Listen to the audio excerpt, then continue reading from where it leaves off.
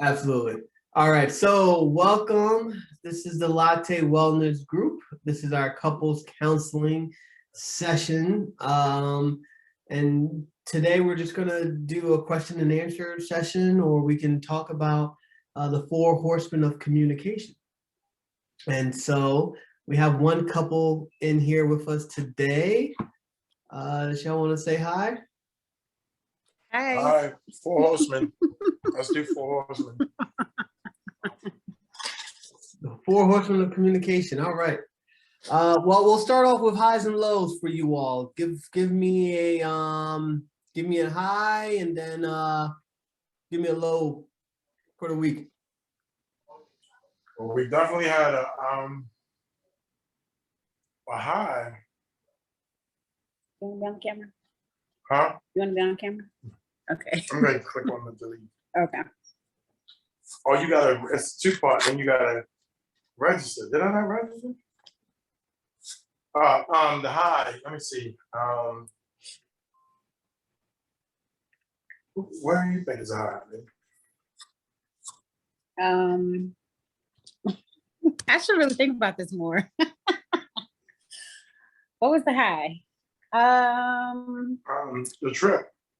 Oh, that was definitely a high. We took a trip together. We to go see the children, and I felt like we tried to hold to our convictions. So I slept in the car. That wasn't a good sleep, but how did it make you feel? It made me feel like I can trust you. Just trying to honor God. And the second night, we had two different rooms. So, And it was just a pleasant trip. Like, yeah. it was the first time we took spent that much time together in a vehicle. And so, so that was a high, being able to survive 14 hours, you know. Survive 14. Oh, Yeah. and then, just organizing worship and leading worship. I felt like to meet with everybody again, and Damaris and I were together, but to meet with everybody spiritually was great. Yeah, but between us, let me just stick with us. And I think the high is kind of we getting, even though there's small wins, we're getting some strides in business working together. To me, that's a high. Little wins equal big wins. Little wins equal big wins, madam. Big wins. Yes. So I feel like the high is definitely. I would have been very discouraged if a week from last week I'm like, man, I don't think we could do this. But that's not how I feel. I feel like okay. I feel like she's taking a lot more off my plate to focus more, being more productive, and generating more income, and she's learning to get more efficient and competent at it. So it was big for me in trusting her, because I guess for her, trusting me, I guess with her body and her person was a big deal. But for me, trusting her kind of with my dream, my vision, kind of with the business has been really difficult for me. So I feel like the high is both of us had a little more trust over the 7 days of things that are really precious. I hope we all did. Does that make sense? Oh, absolutely. Absolutely. All right. So we have one of our. I'm sorry. Go ahead. I was going to say we have one of our Latte members, Latte Wellness Group members, team members, Brittany. Hey, Brittany, how are you? Hi. Hey, how is everybody doing this evening? I'm happy to. Hey, madam. So I'm trying to click on it from my phone because I actually got to really finish getting ready and get in the car, and I wanted to listen in and be involved while I was in the car. But am I missing something? You're probably missing the link, the Zoom link. The Zoom link. So did you sign the waiver? Yeah. I did. Let me sign up for group. There was two. It says one. No, I don't think it says waiver. You sent it to me? Just now. Oh, just now? Did you do it? You already did that part? I did this part. Okay. Oh, hold on. I need to tell them I'm not a robot. And then I need to tell them parking meters. 1, 2, 3. I'm all out. You're old man. 4. Verify. Okay. Register. All right, so that's done. And then, and you just sent me a link, you said? Mm-hmm. All right, so you registered. We got another person coming in. That's They all. figured it out. That's your team though, right? Yes. Yeah. Okay. Get down. With the fourth person is the same too? All right, so you registered. So now that you registered, you should see a email saying you're not done. There's a waiver for you to sign. Okay. Now he signed with me. Oh, I see. Wait, hold on. I see. okay, Wait, you're good. You're good. All right, let me give you the thing. If you're good, all right, you're good. All right, let me 1 second here, sir. Mr. Marcel. so I do. I guess I'm about to sign it again. Do I need to sign it again? He said I'm good. Yeah, you good. Yeah, but I gotta let Talk you in. about the kid. You don't see it. Oh, you don't see it? Yeah, you should be approved. So I approved you in. Okay, cool. Yeah, you don't have the link to the actual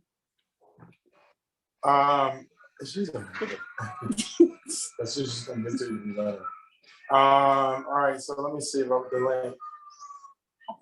I know why I didn't come up. Yeah, that's cool. We get. Somewhere I'm waiting for this. I'll click it. But to answer your question about the lows, so that was the highs.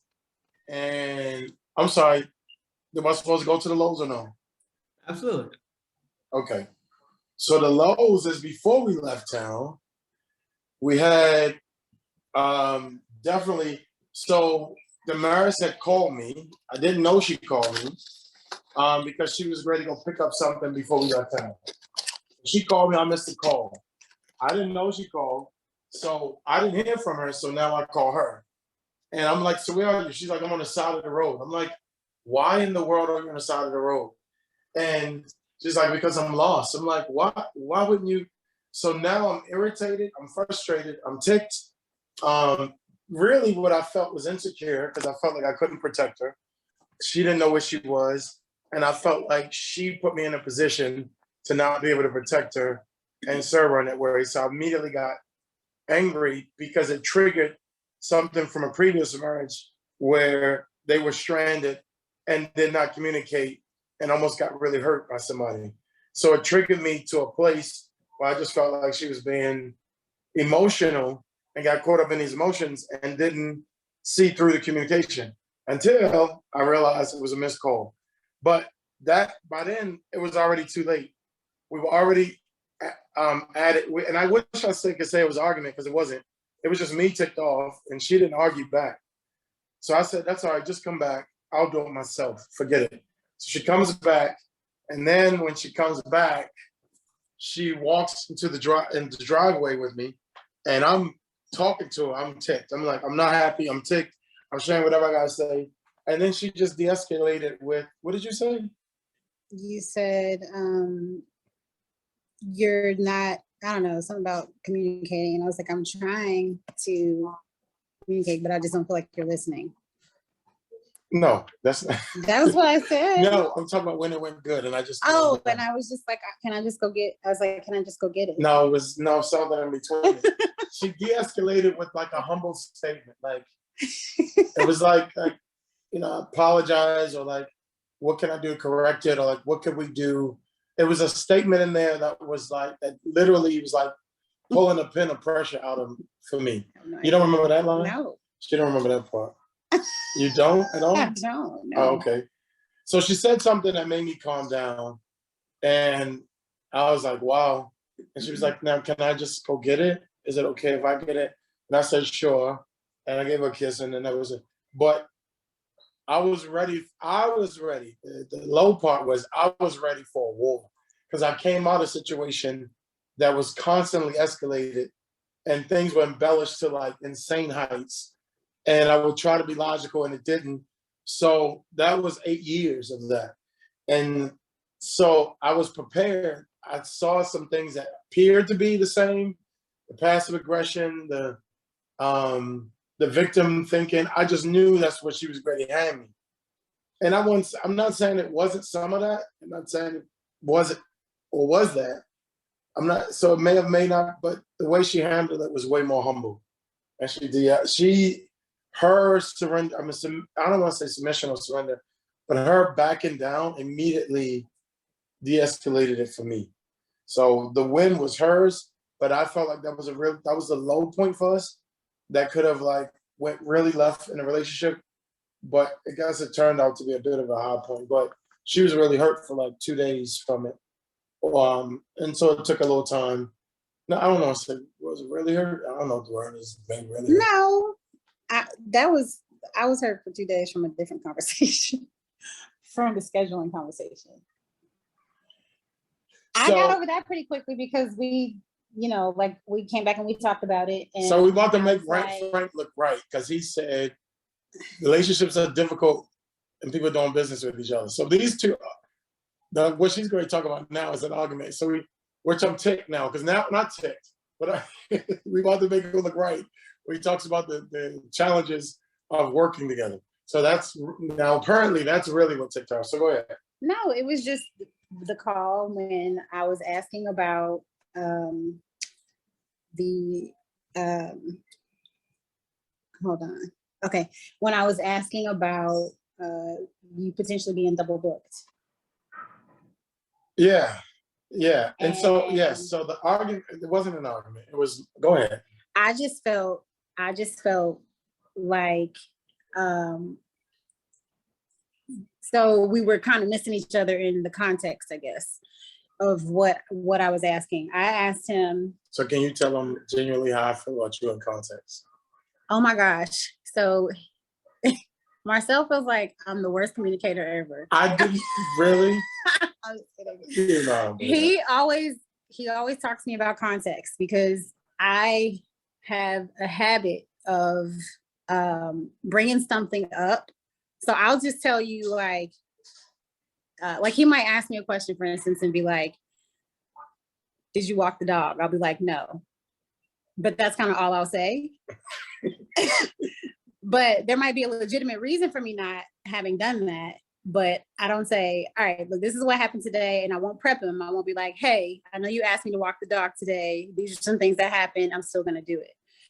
So I might not say any of that, Is that a good example? Yeah, so this is what I told her. I said, I've been in relationships where the stereotypes fit, where they say a woman usually uses 20,000 words in a day and a guy uses 2,000. I've been in those situations where I'm just like, and every part of their day has been discussed.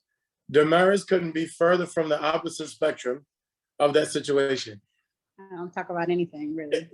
Nothing. I don't know how she feels. The only thing I do know is if she doesn't feel close or if she was hurt. That's it. Other than that, everything leading up to it, I'm like, so, like, did they bought, like, so, and so I get irritated because I'm like, there's so much other stuff we have to do that context is so crucial. So we try to read books like Men Are From Mars, Women Are From Venus, understanding that communication style is completely different, but it doesn't negate the fact that it's still not frustrating, especially in a work environment where it's fast paced. Like the industry that we're in, the game is played faster. So she's new to the industry and I've been doing it for some years. So I'm like, babe, the learning curve is a little bit different. And so that's why I get frustrated. I'm like, this is not the place that I have context, because you can send a check to the wrong, or you can send something over and it's like, they just cost her $5,000. Like, so it's like, wait, what? And I'm like, babe, what were you, well, you said three days ago. I'm like, so that's what so I hate to say Frank as well. So it's a little, trying to build a friendship. Not for me to bring it up, but for the what advice or what was I telling you? And you're saying you hate to say. Well.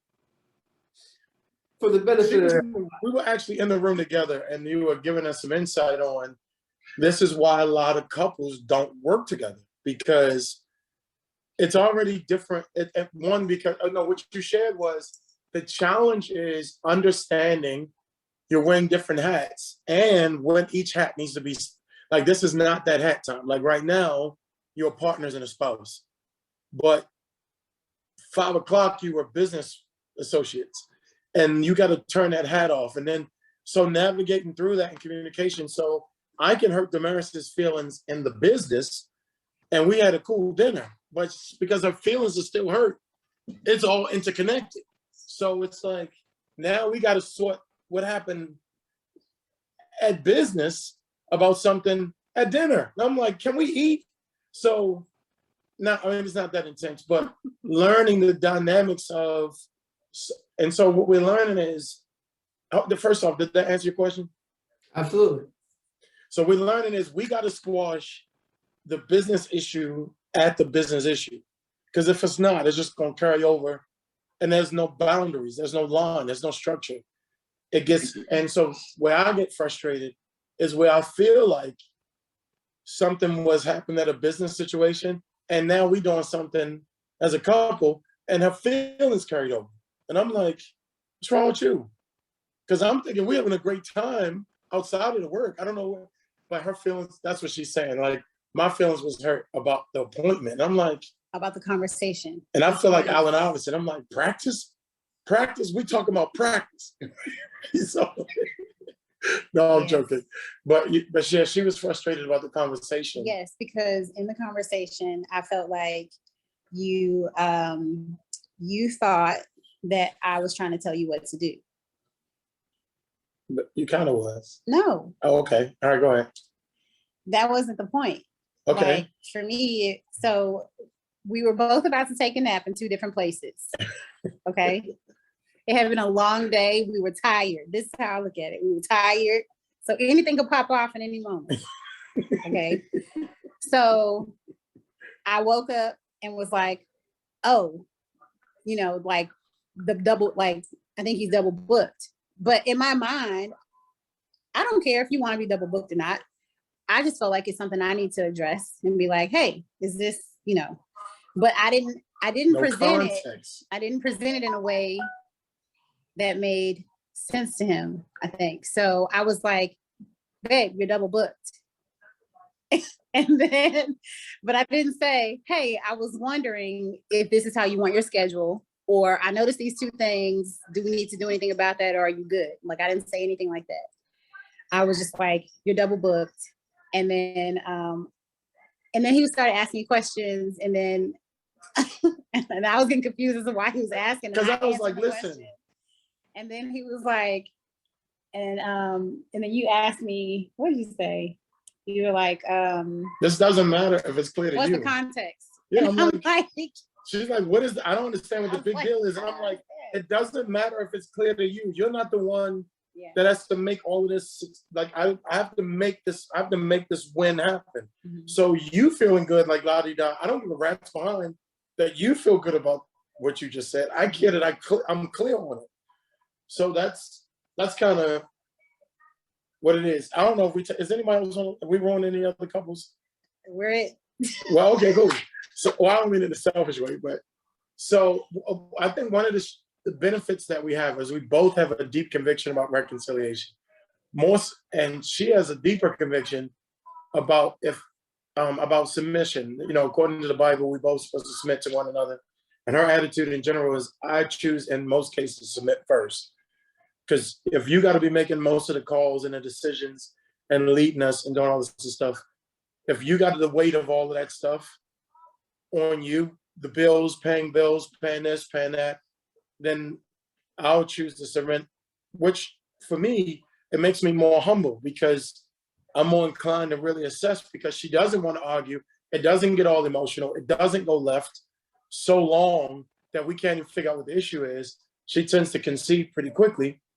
But that's also a challenge for me, because sometimes I'm like, look, babe, you can't be a doormat. Like, you gotta, Yeah, I don't want to go left with that, Am I but doing that? huh? You feel like I'm a doormat? I'm just asking. No, I feel like if I didn't have the conviction I have about reconciliation and us being unified, I could definitely see her being a doormat.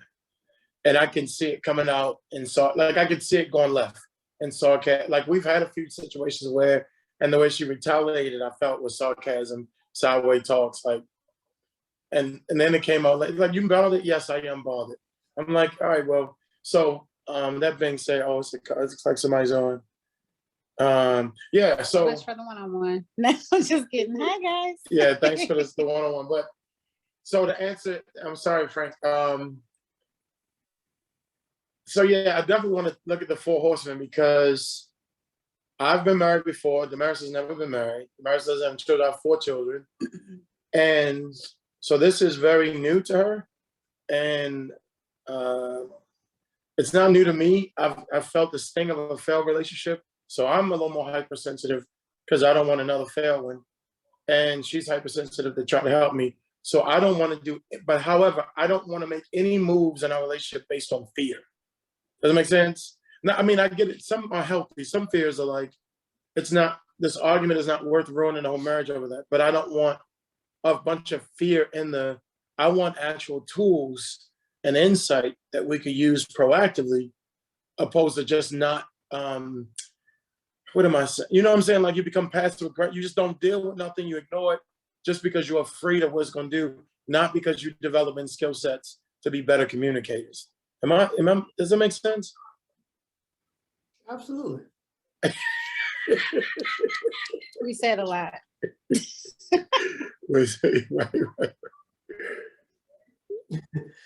Yeah, so I would say this, just watching you all interact, there was a lot of cutting off. And I think this is one of the sessions that we did 2 weeks ago was where we did the couples dialogue. The purpose of the couples dialogue is so that you're focusing on one issue at a time. So what I was hearing, like maybe Damaris was talking, then Marcel will come in, and then maybe Marcel's talking, and maybe not so much Damaris is interrupting, but there were some interruptions. there were some interruptions, which is fine. But what happens is that eventually the person who started speaking, the point that they were trying to make or the issue that they were trying to bring up never really gets fully brought up because now there's so many tangential things, right? Sometimes relationships, if you have one person that doesn't really talk a lot, one person that does talk a lot, what happens is that the person who talks a lot, they're always talking, right? And so it's fine. The other person starts to tune out, but then eventually you reach your breaking point, and the other person's, just like, you know what? Now that you brought up this, let me bring up this too. Right.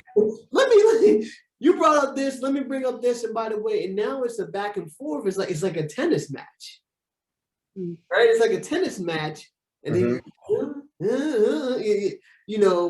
and so really try to give the person the floor to fully have their issues fleshed out. And in order to do that, what we do is we encourage couples to really summarize what you heard your partner say. Okay. But after your partner's, after your partner's done speaking, you then want to summarize and say, okay, so what I heard you say is this. Right? Yeah. Brittany, did you notice any other negative communication patterns that Marcel and Damaris were displaying?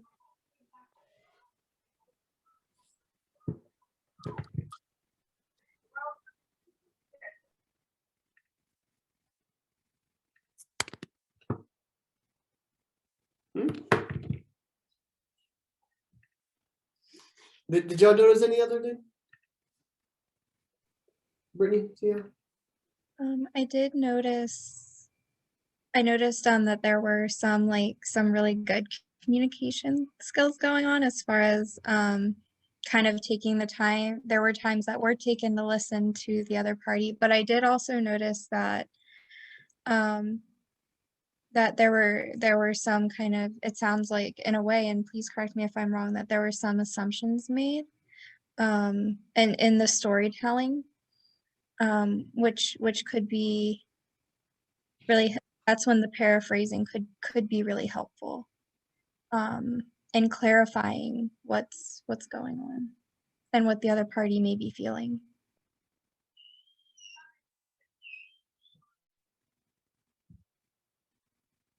Damaris, Marcel, anything? I think that's helpful. I think for me, I think definitely it would be beneficial for me to recap and make sure that I am clear on what's being, on what I'm hearing. And yeah, so I think that's a great tip. Yeah, I think it's gonna help me too, because I tend to, out of fear, cut her off because I feel like sometimes she doesn't get the clarity. And she and I have talked before where I said, you have a lot of assumptive service. Like, oh, he needs this, let me go. I'm like, did I say I need that? Like, wait, babe, I thought I just want to be there to help. I'm like, listen.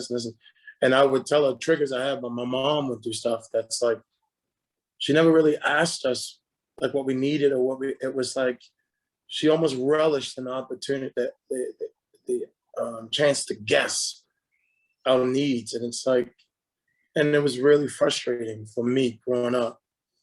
And I was telling her I appreciate certain services, but I'll be like, well, baby, oh God, I'm like, what are you doing? Whoa, where you going? And so I think early on, I'm developing a pattern of like cutting her off to like, I don't want you guessing at all. This is what it is. So I think for both of us, it'd be helpful to get clarity. So when she does that, because we had a situation where we were renting a SUV, and Damaris kept leaving the room to talk, and I'm like, "What are you doing?"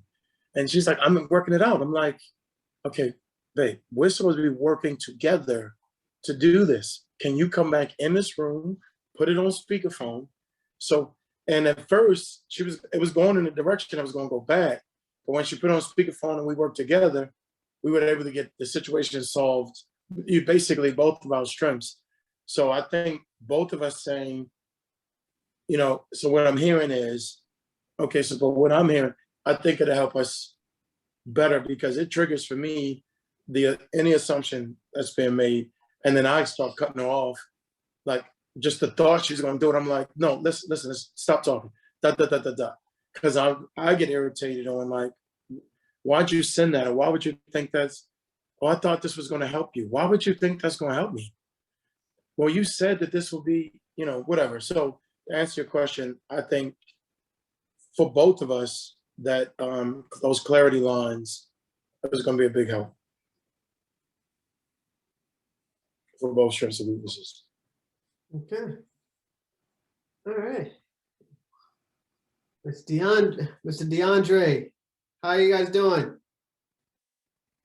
Good. A little Good. late. I got stuck in traffic. No worries, understandable. It's Thursday before Friday. You made it. We're here. No worries. We're gonna be here, keeping it warm for you. Appreciate it. No problem. I'm sorry, I completely forgot your name, ma'am. I got DeAndre and Shannon. Jan. I was gonna say that, but I was like, I don't know. All right. So highs and lows. Tell us a high for the week and tell us a low. Do we have a low?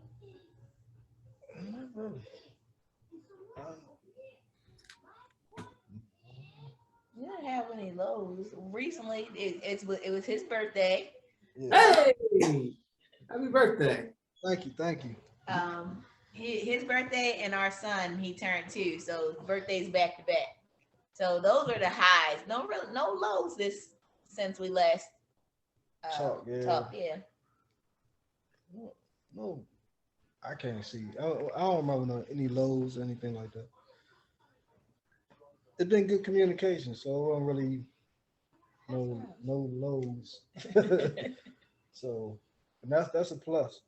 I mean, the talk last week helped a lot. Not last week, the week prior. Yeah. So, What were some of the benefits, and what are some things you all were able to take away from last week? Empathy and understanding how someone else feels and why they feel that way, and then restating how they feel, with the reflection part of it after they state what their issue is. yeah, the summarizing part Yeah. helped a lot. What were the steps again? I forgot. I forgot too. I do remember the summarizing. Yeah. Summarizing is the first part. What's the second one? Shoot, I know I should have wrote it down. I don't recall. Validating your feelings. Validating, okay. And then empathy. Hey, there you go. What's the last part? Reflection. Problem solving. Problem solving. Okay. Yeah, it all blended well after the summarizing. So I don't even think we had to go. We didn't have a problem to solve. no, I'm just saying, like after we summarized and got to the empathy part, the problem pretty much was solved. So it just like blended after you got that process going, yeah. Right. So for the empathy part, and so for Damaris and Marcel, I was talking about communication, and I just gave you all the first step to kind of speed it along, but there's actually more to it, right? So the first step, if you want to better communicate, the first step is to summarize what you heard your partner say. When you're summarizing, the reason why you want to summarize is to gain clarity, but also if you have to summarize, you can't summarize what you didn't hear. So it forces you to listen. It really, really forces you to listen, to hone in on whatever, because when you're summarizing, you're like, well, I didn't get that. Let me hear that again. Mm-hmm. And also it forces, what we want to do is stick to one problem area at a time. Yeah. Right? One problem area at a time, one issue at a time, and to validate the person's feelings. Nobody really likes to have your partner tell you how to feel. Right? Brittany, why is validating someone's feelings important?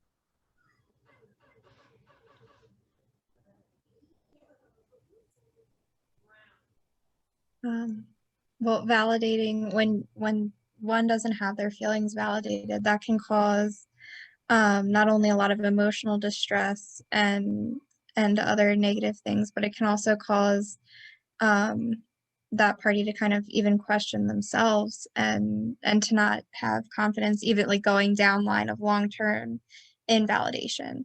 But the benefits of validating your partner's feelings is that helps them feel safe. It helps them feel comforted. And it can help get those feelings across and lead to being able to kind of give a more empathetic approach that'll build the relationship and that will boost that person as well. Excellent. Great. All right. Let's see here. And showing empathy. How are you all able to show empathy during the past week?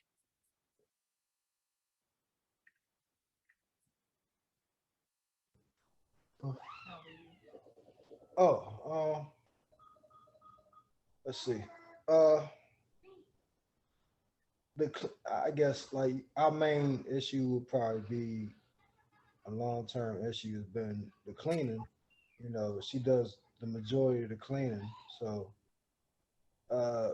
just being empathetic with, as though I see something, get out the way, just trying to help. If I come home from work first, then try to straighten up before she get here, just to have a relaxing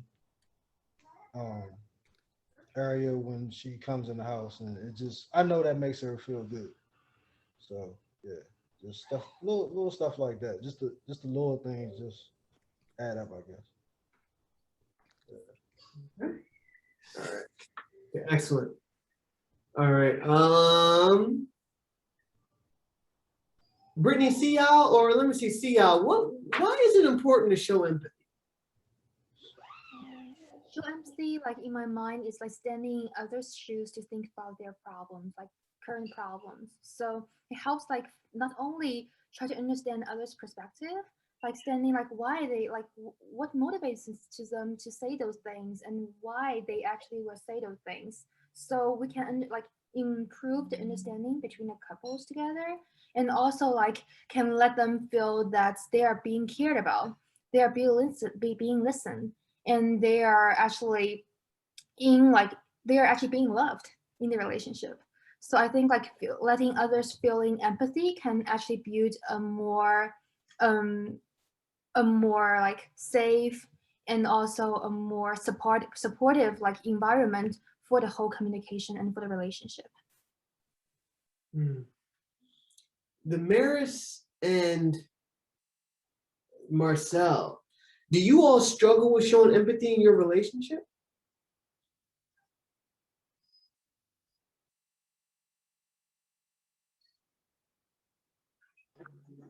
I don't think so.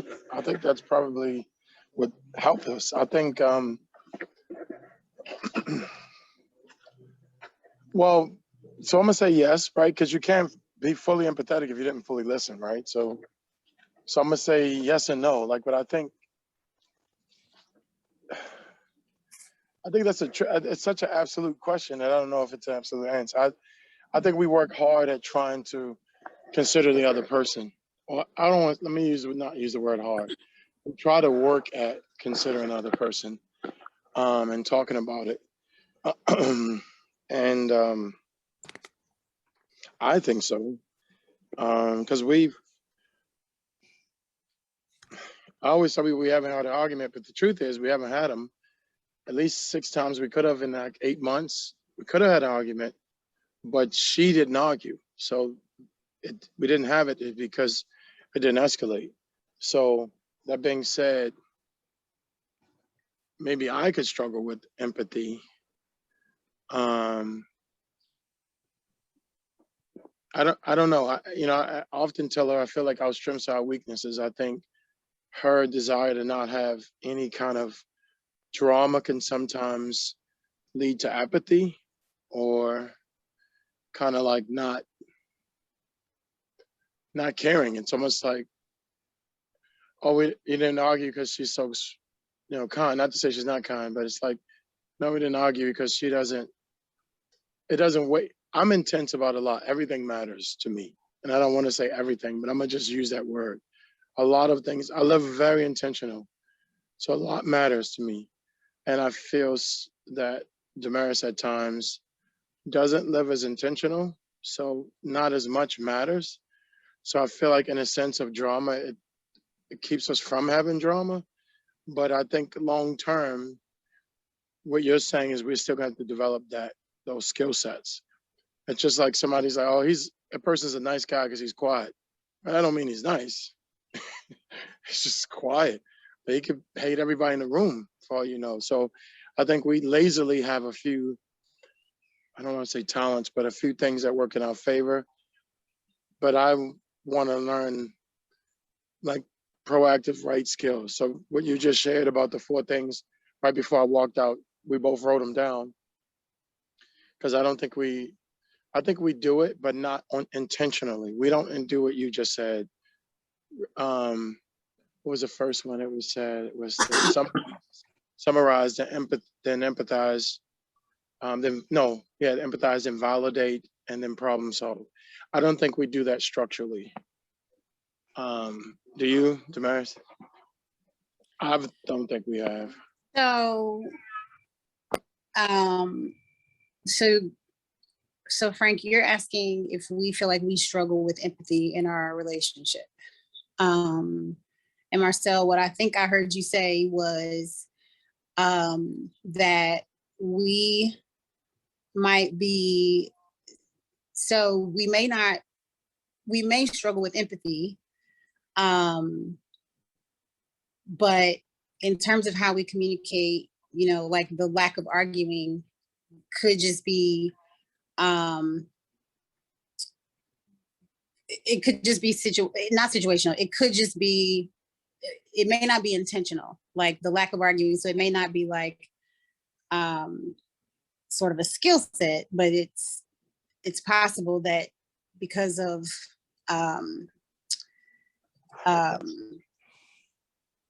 I don't know, maybe the lack of certain encounters or experience or whatever, that it could be why we communicate the way that we do. Did I hear that correctly? Was I close?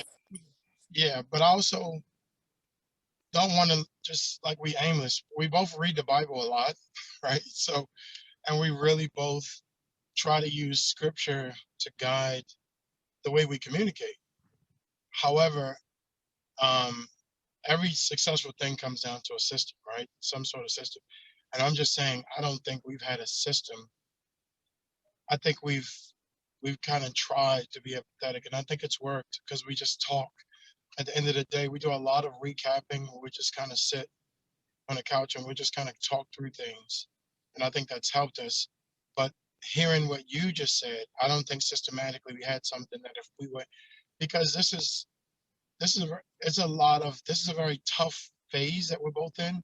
Mhm. So it's a lot of, for me in custody battles, it's a lot of opportunities to fight a lot. But I think because of our convictions, we're both kind of shocked how much we don't.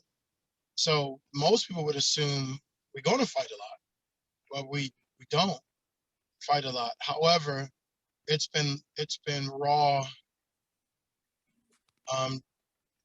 passion of trying to hold to a scripture. It's not been systematic, right? So things I do in my business are tried and true and historic and proven in the industry I'm in. But in marriage and relationships, again, what you're presenting is some systems. And you don't hear a lot of places talk about that you can actually systematically do things to increase the success of a marriage or communication. So I don't want to say we don't have empathy as much as some of it is ignorance and what we're doing more than lack of empathy. I have a thought. So I think for me, I think Marcel, I think in the relationship, not just when we are, having a rough moment. I feel like in the relationship, we do try to have empathy with one another. Marcel, you're actually very empathetic, and he does a good job with this, I think, with a lot of people. Oh, sorry, the cat's in my hair. Can you stop? So I feel like this is a thing. He's been through a lot. He does a great job of considering the person and what they're, where they've been, what they've gone through, so I feel like you are a pretty empathetic person in general in the relationship. I think for me, I do try to be empathetic. I try to consider a lot of things, a lot of reasons why things could be happening or why he may be saying what he's saying. So I think that's empathy. I consider those things. Now, how we communicate in the moment, I don't know. But I do think that we try to have empathy. As far as how I respond when we're arguing, I think that's very intentional. I mean, it's not really an argument, but when we have those moments of disconnect, I'm very intentional about how I respond to you.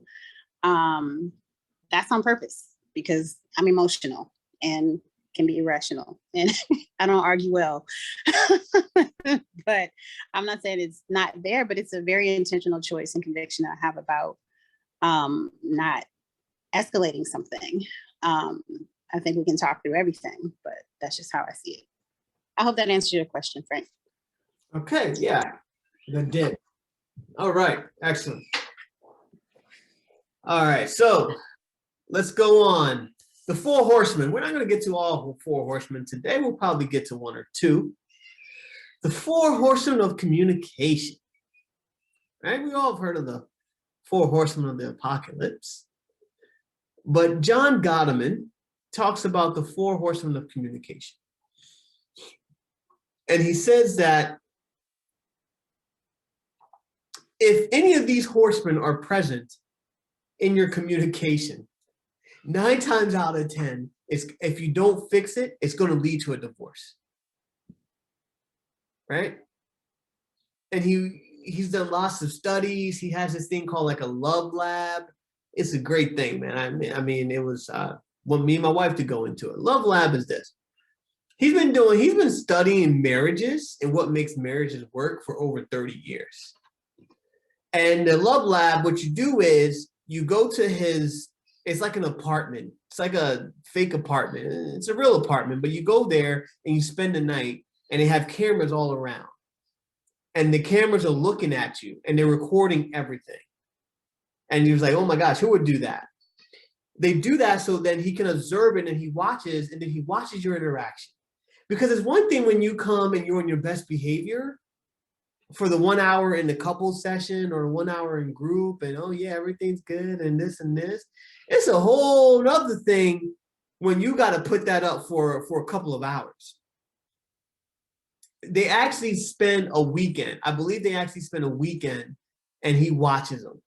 And he noticed that the four horsemen of communication, the first horseman, bring that up here, is criticism. Right? The four horsemen is criticism, contempt, defensiveness, and stonewalling. Let's talk about criticism. Right? You always have some complaints about the person you live with or the person that you're in a relationship with. But there's a world of difference between a complaint and a criticism.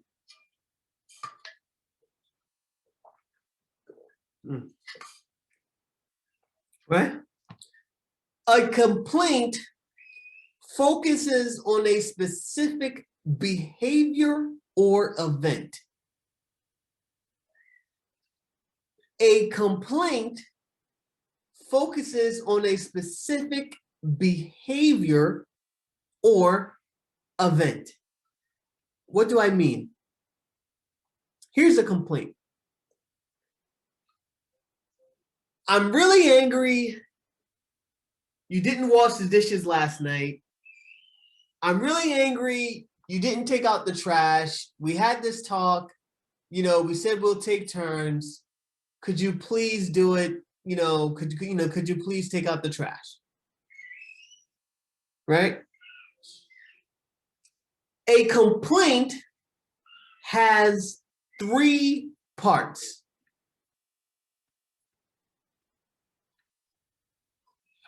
Here's how I feel. I'm angry. Right?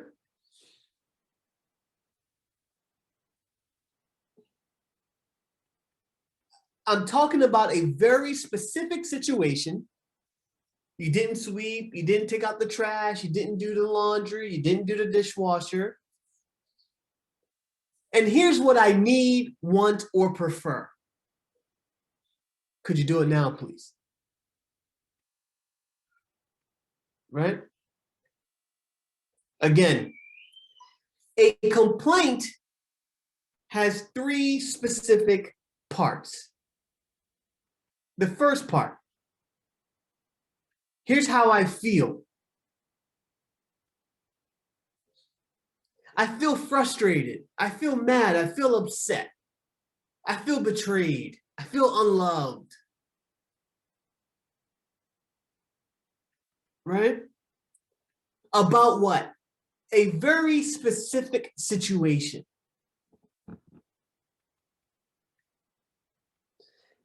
When you tell me you're going to do something, when you tell me we're going to take turns washing the dishes, cooking, cleaning, and last night, very specific, last night, you didn't do those things, right? I'm feeling a certain way. Could you please be a person of your word and do what we agreed to say, or do what we agreed to do, or do what you agreed that you would do? Thoughts?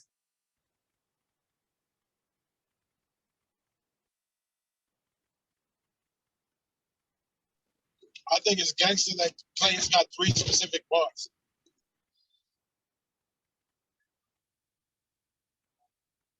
What makes it so gangster about it? I think it's good, so you can understand. Because if you're all over the place, it's not legitimate religion.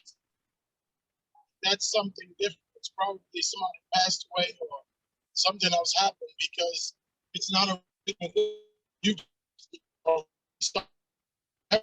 So, in my opinion, great, because it isolates concept. Like, it's like, especially if I'm thinking about 6 different things in 5 minutes.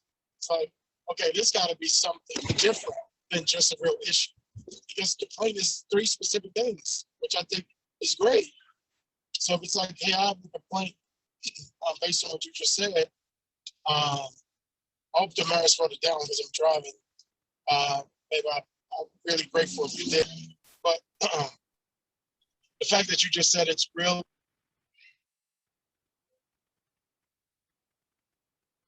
I think it's gangster that you can actually qualify that and quantify it. It's good. Good. DeAndre, Shannon? I just had to just look up the 4 horsemen and screenshot it just so I could have it to go over it again so we don't forget any steps. But I think it's definitely going to be helpful with the steps of like criticism. I was just joking them because I guess it's what was the other word you said with the criticism? There's complaints. We haven't even talked about criticism yet. Yes, complaints. So the complaints, that happens a lot with certain things. Like, and then I realized like some stuff is kind of stupid. She's traumatized. Because I like how I would like different things that you learn with living with people, like they grew up in different households and things are different. So something that's stupid was that we had, it wasn't really an argument, but it was I was like pissed off because he had like 3 boxes of cereal open, and growing up in my household, you had to finish 1 box of cereal before you open the next one. And he's like, I'm a grown ass man. I can't open up. I can't have 3 boxes of cereal open if I want to. But I was like pissed off. Like, why would you open all those boxes of cereal so that it's going to go stale and all that stuff? But go ahead. Understanding that from like, and looking at that from a different angle helped with me. Instead of criticizing him, my complaint seemed stupid, and I let it go. And I wouldn't even call it stupid, but it's more so like it's early morning and I want some cereal. And she talking about it's other boxes open. I don't want the boxes. And then I know, all right, the thing is, like, when she describes certain things in her childhood, like she said, I didn't grow up like that. So it's just like, after I hear what she has to say about her childhood and how she was raised, I'm like, okay, you basically was traumatized by that, and you putting it on me, and it's just like it's just something that you know is basically like law, and when you think about it, it's like it's childish. It's like no, as long as the box is not stale, and you put it away the right He way. want the cereal, so if he want to leave it open, So I'm like, I don't even eat cereal. But yeah. So I'm like, I understand. Once I like you said, once I get an understanding of where you're coming from, the first I'm like, oh, you losing your mind. But after I get an understanding, like, okay, you was raised this way. This is certain things. Okay, whatever. I get it. You know what I'm saying? But at first thought, I'm like, I'm a grown man. Get out of my face. Yeah. So, but after talking to him, I'm like, oh wow, you really went through something. So yeah. Did we answer your question? Yeah, I don't know. What was the question? Absolutely. Yeah. Damaris?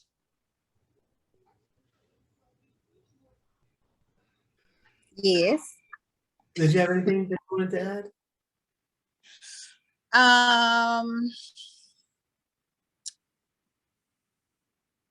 I like that. I mean, like you said, you haven't even gotten to the other parts yet, but I think it's good to be clear on how to deliver, or on how to express. I'm looking at my notes, sorry. I think it's good to be clear about what a complaint is.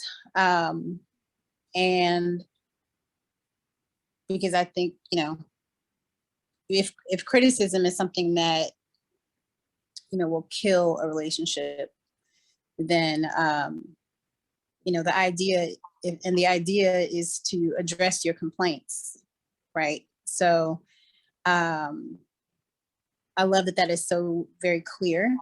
I think it'll be helpful in our communication. I think it's, Go ahead. I just think it's phenomenal. They just helped me with something that I just realized, oh my God, a complaint and a preference is not the same thing. Like when she said, I realized I grew up and we grew in a house where we preferred to go one box at a time. Nobody violated anything by not who opened, because I grew up like him. I eat whatever the cereal I want that day. So if I want Golden Grams on Monday and Fruit Loops on Tuesday, I'm not doing one box at a time. I bought these boxes, I'm eating the box. But the truth was, what she just said was, that was a preference. And I'm like, oh my God, how many times do I make a preference a complaint? And it's a preference. And so, yeah. That's good. Criticism. Oh, I'm sorry. You about to say? Something that Marcel was saying earlier. No, that's right. Okay. Yeah. So, okay, like trying to present a debate, not even a debate, just a statement or something like that. And like I remember in the past, like I would try to explain something to Shannon, she wasn't showing that much enthusiasm or just Feel that I'm nonchalant. right about a certain situation or anything like that. And it felt like I kept trying to push it in her head to just see what I'm saying. But it took time to like really realize for her to like really grasp what I'm saying. So and that could be very frustrating. Yeah, it can be frustrating because it's at the top of your mind when you wake up in the morning, like, let's talk about this, and then you're passionate about it, but the next person is like whatever. So Shannon, she doesn't. We not good at arguing either. So, but at the same time, the frustration will make me want to just walk away or something like that. So And it's just like, don't you see what I'm saying? It could be reverse also. Some things that she would have be very passionate about, I would be like, I don't see the issue. And it had to come to the point where, like you say, with empathy, just seeing it all the way through. And then preference for you. Yeah. Like how you prefer certain things, you gotta understand that that's just because that's how you prefer it, it's not law. Right. Right. That's all. I was, yeah. Okay. Yeah, okay. Excellent. Excellent. Excellent. All right. So let's talk about criticism.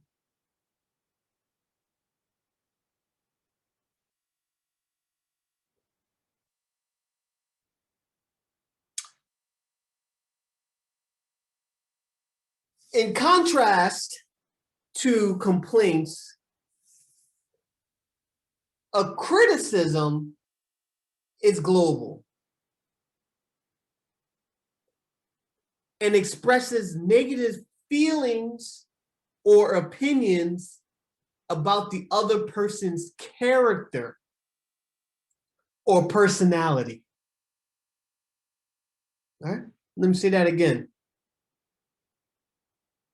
A criticism is global and expresses negative feelings or opinions about the other person's character or personality.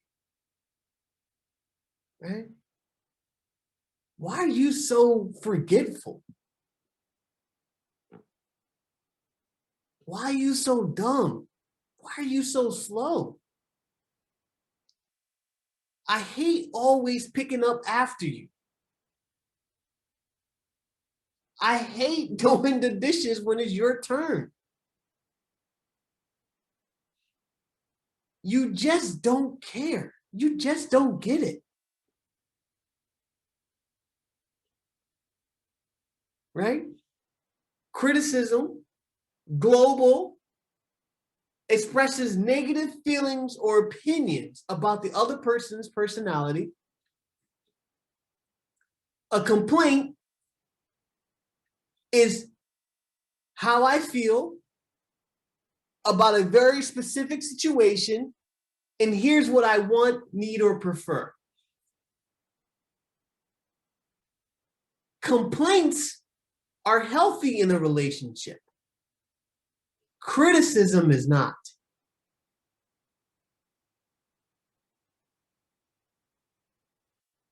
Brittany, Sial, anything on criticism that you all want to add or complaints? Yeah, I do agree with what you say, like Frank, like criticism is attacking like the core of a person. So like a general thing. It's not targeting on a specific like situations or like conditions, but more like attacking a person as a person. So like everyone, when we hear about complaint, we may try to figure out like problems that we can try to transfer to problem solving because we are actually working on something. But when we are actually attacking like the person, like in a general way, we will feel attacked. And it's even harder for us to actually solve the problem. And actually we may be defensive, maybe like angry, and a lot of negative emotions may be provoked when we actually hear the criticism. And that's why, and it's not good for the communication generally. Brittany, anything? I agree with the consequences that CL pointed out of kind of using the criticism versus a complaint. Another thing that really sticks out to me, at least when using a complaint versus a criticism, would be the use of I statements. So I feel this way because of this, and as a result, I would like this, versus the kind of the broader topics which I statements can be used, but it's more of kind of more painful. It can be more painful. So I wanted to, I was just wondering if anybody in the group can think of a time when either that they used a criticism and would have preferred to use a complaint, or or the benefit of using a complaint versus a criticism, and how they've seen that in their lives.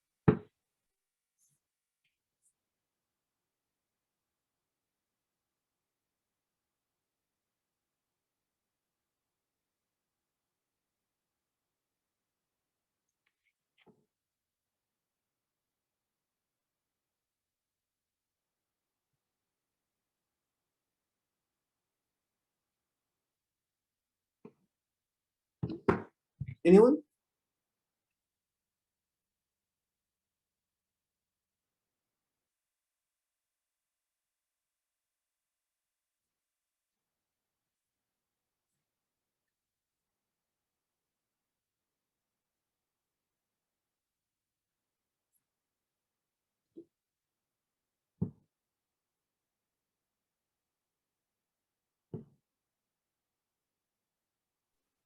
I think for me, I do appreciate it. I do appreciate the distinguishing between the two, and can totally see how,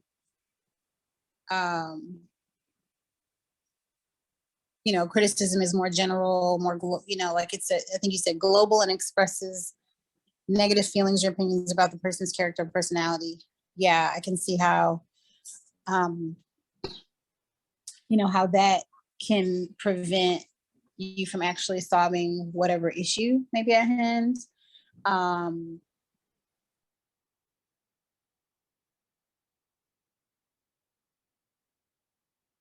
y'all even hear me? Am I just talking to myself? Yeah, sorry. I'm talking to team members. I'm talking to team members and trying to make sure that we get so we have a every day we have an 8:30 support group.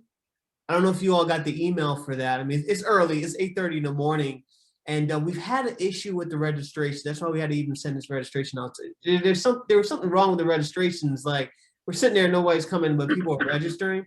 So I'm telling the team, hey, look, make sure that we send out these updated ones, and make sure you test it, because we have some people doing it tomorrow. So sorry, don't mean to be rude, but yeah, I did hear we actually are going to be talking more about this. So go ahead. It's fine.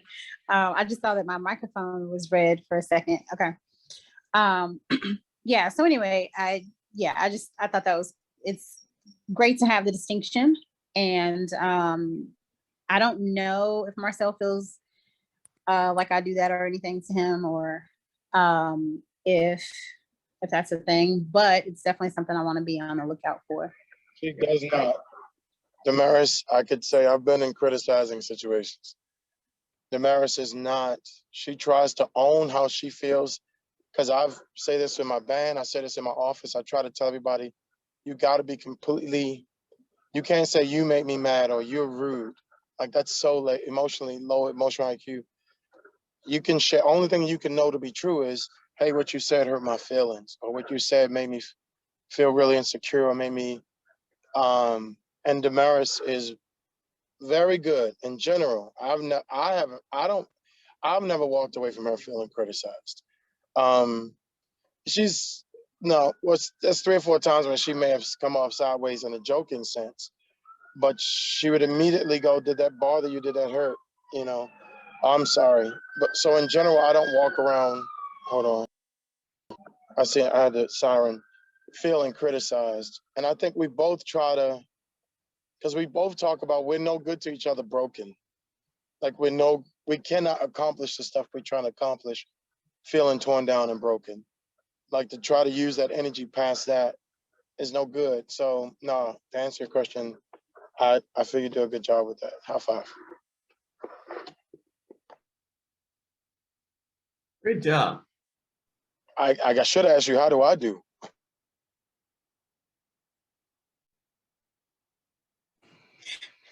Well, I think that you do much better with that now. I think in the beginning, I did feel criticized quite a bit in the beginning, but I don't feel that as much now.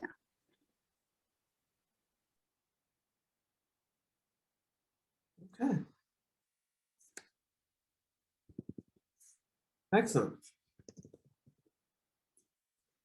All right, let's go here.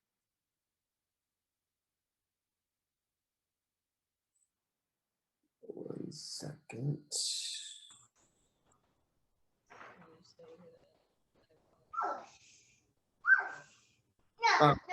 Two common forms of criticism. If you find yourself saying this, then you are doing criticism. Right? You always and you never.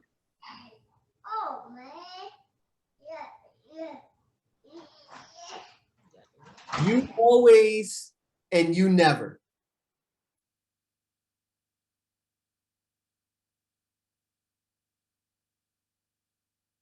Yeah, I think I used them before. Like to get frustrated and say, I think the main one I think I used was you never, you always. It was like you don't listen or something like that. I've said you don't listen about whatever it may be, and then like lately I because it's like when I get frustrated or whatever it may be, it's the first thing come to my mind. You don't listen, but now I notice it's just like just to think and just be like think about the situation and just try to figure out if it's that deep just to get mad about it or anything like that. So 9 times out of 10 is not that serious. So I kind of been working on that. You have apologized if you took some time. I don't remember. I can't really. Oh, I was agreeing with you that you have. Oh. You've been working on that. Cause we got, I don't know, it was probably a few weeks, a month or so ago, we got into something. He apologized and realized that what he was upset about wasn't even.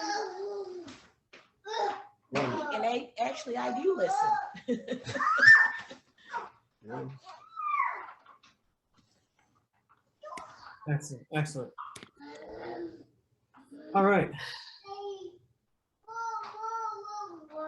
Excuse me. All right.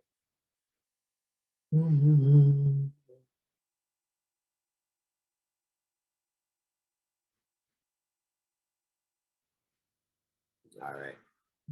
Here are examples to show the difference between a criticism and a complaint. Complaint. There's no gas in the car. I'm upset that you didn't fill it up like you said you would. Could you please deal with it tomorrow? Criticism. Why can't you ever remember to do anything? I told you 1,000 times, fill up the tank, and you didn't. You're always so careless. Here's a complaint. I wish you told me earlier that you were too tired to make love. I'm really disappointed. I feel a little bit embarrassed. Please just let me know when you're not in the mood for sex. I'm really fine with a no. Here's a criticism. Why are you always so cold and selfish? It was really nasty of you to lead me on. What is your problem? Why are you so uptight? Complaint. I need you to check with me before inviting anyone for dinner. I want to spend a long time with you, but I want us to schedule a romantic evening this week. Criticism. Why do you always put me? Why do you always put your friends, your family, everybody else ahead of me? Why do I always come last on your list? Why are you avoiding spending time with me? Right? If you hear yourself in these examples, these are examples of criticism. But don't worry, you're not alone. We all, myself included, right? Right? So if you find yourself being extra critical of each other, don't assume you're headed for, breakup or divorce. Right? But the problem is criticism, it actually lays way to something far more hurtful. That leads us to our second horseman. But before I go there, any thoughts of that? That was eye-opening, seeing it deciphered. Because now I'm going to take some time tonight and really see whether I was critical or complaining about something. Because I could be beating myself up thinking I'm being critical, or it was a legitimate complaint. Or I could be letting something slide that I thought wasn't a big deal, and I was criticizing. So I'm gonna spend some time tonight, just kind of ruminating on what you said, because this helps me to not beat up on something that's actually healthy, and to not praise something or be cool with something that's really foul. So I appreciate the deciphering just now and specifics. Okay. Okay, great. Anyone else? I was gonna say, hearing that list, I've never heard any of those types of statements coming from Marcel, which is great. I feel like he's really good at expressing his complaint and trying to articulating what he needs or what he expects, or without without demeaning me or anything like that. Like, he actually does a very good job of communicating his complaints.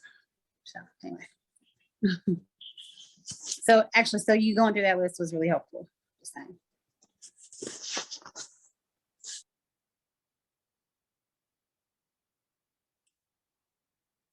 Okay, great. We got 10 more minutes. Let's jump into the second horseman.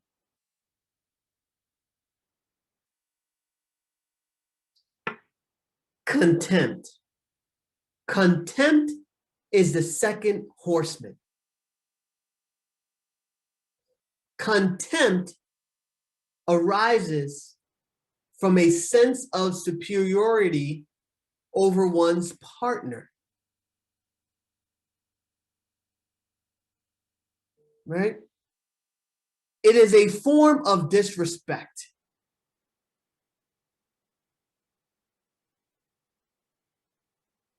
Right? Let's say here's an example, right? A partner, you're constantly forgetting things, your wife is telling you to, or your partner is telling you, look, why are you why are you forgetting things, blah, blah, blah, blah. And you're like, yeah, you know what? I am forgetting things. Let me write a list down.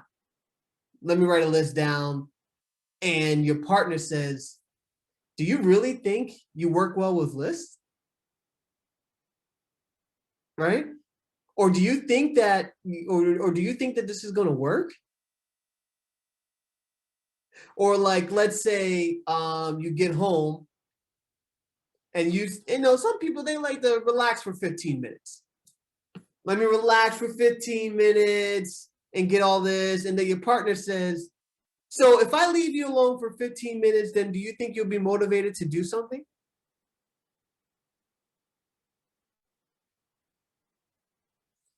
Right?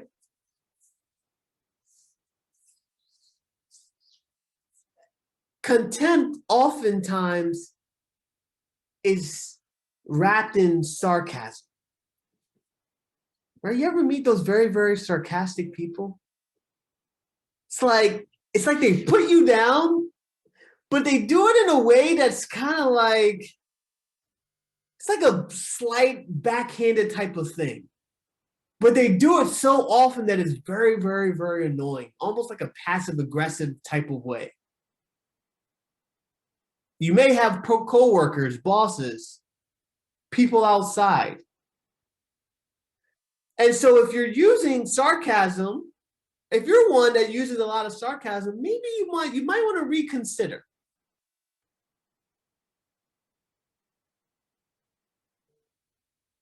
Right?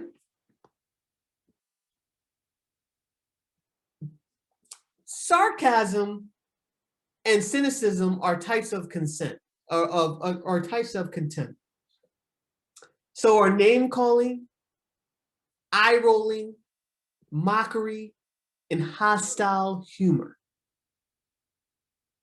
Contempt is disastrous, it's poisonous in a relationship because it conveys disgust. It's very, very hard to problem solve. It's very, very hard to work with somebody who's giving you the message of, you know what? I'm just disgusted with you. Disgust leads to more conflict rather than reconciliation. Thoughts?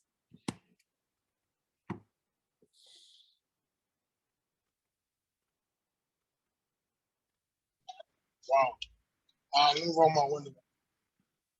I'm often, Damaris knows I say often, scripture, the Bible says that sarcasm is the cousin to hatred. So I don't do well side comment.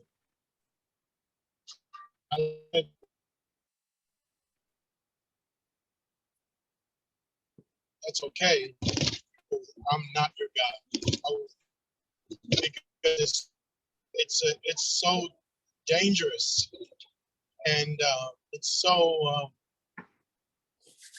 so this is incredible because I'm like, it's a deep conviction of mine. You know, if I see couples be out, and I'm like, why do they do that in front of everybody like that? I'm like, that's so. It's like I was joking. It's like, but you did it like 6 times in front of everybody. And it's like, you know, I would say stuff like that when I was in a ministry, because I would see people doing that, and I'm like, that is so. And the other one would have their head down, be it male or female. And I just felt like it was always so. So to hear it in this context, it's like, even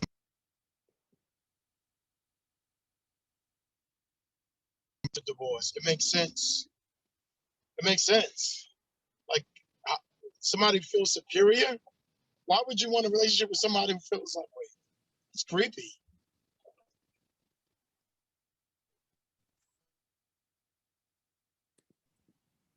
Was I talking? Do you guys hear what I said? Absolutely. I'm here. Brittany? Oh no, I had the mute button. I thought I could do. Brittany, see y'all, anything y'all want to add?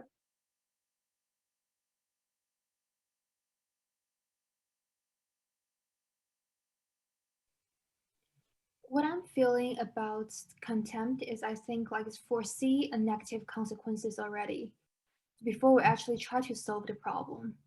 So for example, like I just think like you can do it, or like this is not going to work, and just like it's predicting something negative is going to happen without actually making a try and give a chance to the problem.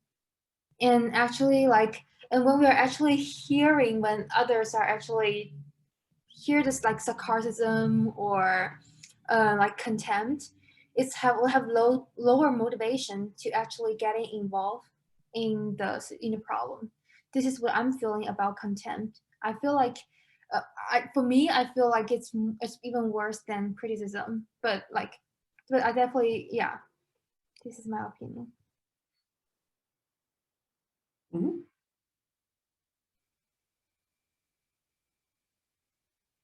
I like the points that have been presented so far about contempt, as far as including what Cial just mentioned about the different kind of consequences and how kind of that automatic feeling of, well, this may not work. And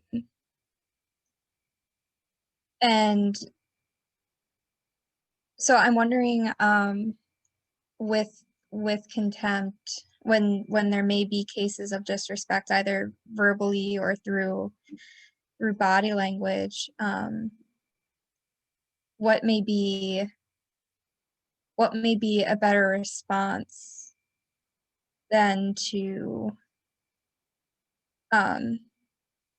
especially when one's already feeling kind of all of these negative emotions at this time. Mm-hmm. What do you all think? Let me leave that up to the group.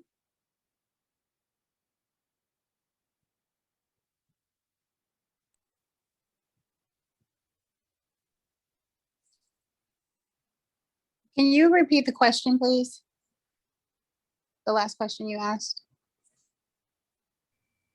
Of course. So when maybe a typical response may be to kind of either use a form of contempt, whether it be verbally or physically, what do you feel may be a better response for you and in your either relationship or in other forms of communication?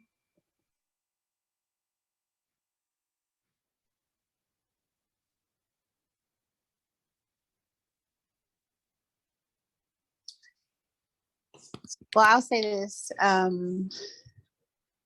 I keep praising Marcel. I'm like, I think Marcel's pretty good at this. But I think, you know, he jokes about me. Nice to meet you too, Xiao. He jokes about me kind of being sarcastic. Maybe he's not joking, but being sarcastic. And I actually really enjoy a little bit of sarcasm for humor, but like, and not to be like mean, but I think that, you know, maybe sometimes the lines could get blurred, you know, so I think it's definitely something that I want to kind of pay attention to, because, you know, I feel like I have friends where we kind of joke with sarcasm, but we don't have any underlying like bitterness or things that are hidden, you know. But I think, you know, in a relationship, one, if you don't have that dynamic, you know, then it can come across as being disrespectful or having like hidden stuff. And I don't know, maybe there is some hidden stuff, you know. So I think it would be my best bet to really kind of take that into consideration and just make sure that I'm communicating directly and kind of using the, you know, using, you know, like making a complaint or, you know, just being sure that I address whatever it is that I'm really thinking or feeling and not kind of let stuff go unsaid. Or does that make sense? Mm-hmm, mm-hmm. Absolutely. Yeah. For me with sarcasm, I always say and I feel in relationships with people, even at work or different places, you don't have the right to be sarcastic until you know in general where that person stands on that. Because you don't know, like really you just taking risk with that. Oh, I'm sorry, I'm going up that really bad road, but you're really taking over risk. You don't know if they were traumatized or if they was molested or raped, and I'm like, you don't know what. So I'm like, when you are constantly, and then you get to walk away crying or sad, like I can't believe they mad and you know, it didn't work the way I thought. Well, you took risk with these people's heart by saying unfiltered stuff so you can quote unquote get it off your chest. But you didn't know, you didn't get any clarity. You don't know where they stood. You don't know where they were on the other end. So I'm very serious about sarcasm because I've just seen, I was admitted suicide on Mother's Day, and I grew up, and I was voted the funniest in high school. So I can be sarcastic and I can be brutal with my mouth, I won a lot of comedy battles. So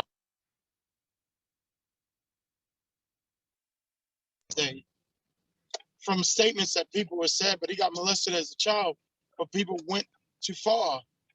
And so I seen the aftermath of sarcasm.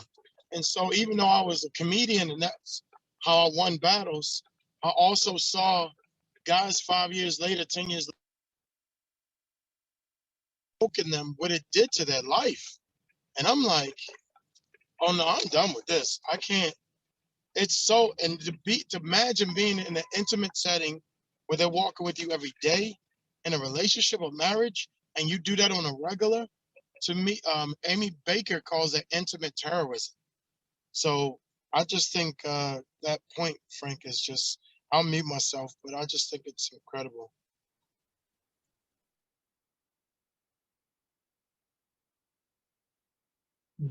That's all.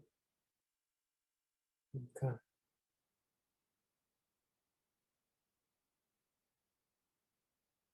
Any final thoughts before we close? Oh no, we didn't get to the. I've had couples ask, can they join the sessions? I know we only got like 2 left, right?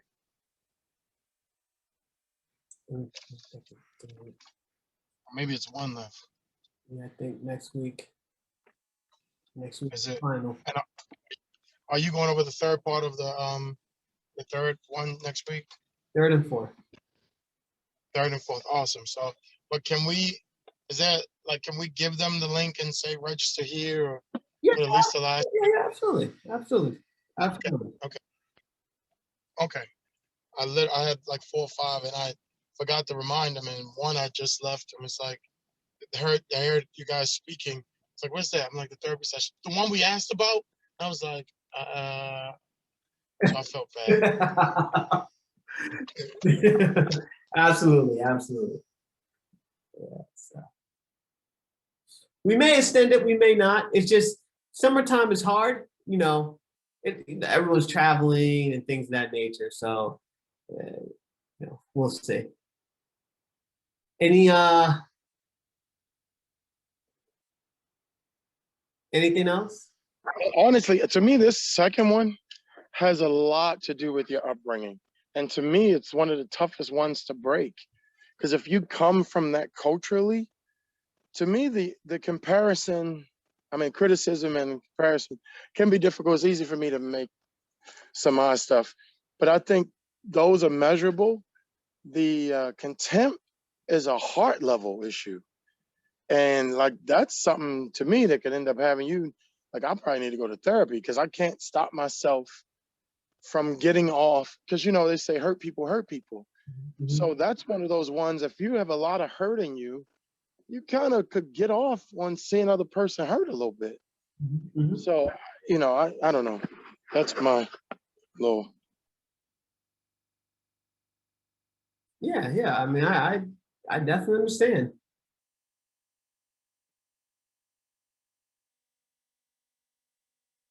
Anything else before we close?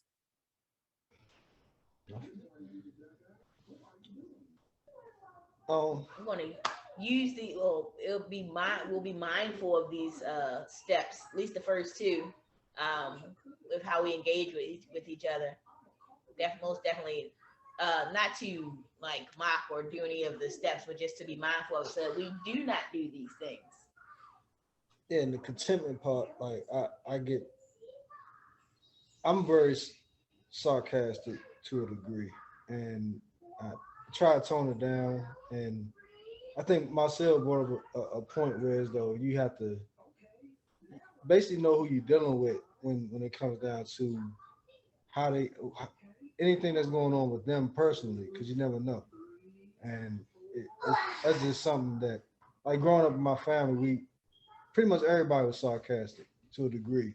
It kind of, like, I guess, gave me a tough skin about certain things, but at the same time, you never know how somebody been traumatized with whatever subject it is. So that was good for me to hear, as far as the contentment part. Yeah. Okay, excellent. It's definitely something to think about, right? It's definitely things that you might not be aware of. It like, ooh, yeah, I gotta look at that. Yeah, yeah. All right, so we'll talk next week. Yep. And if you guys Yes, want, sir. you all got the email about our 8:30 a.m.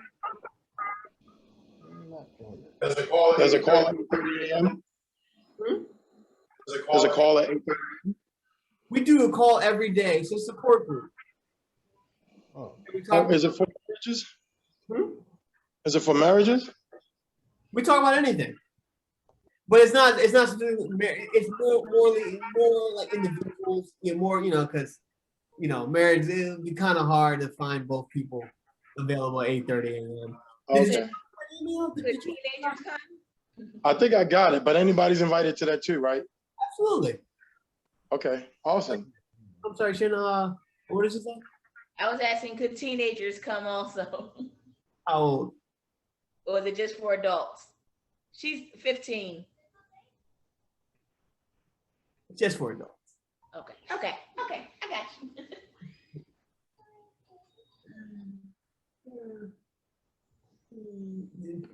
Adults would be best. Okay. Understood. Okay. All right. You guys take care. Okay. Have a good night. Thank You you. too. Good night. Bye.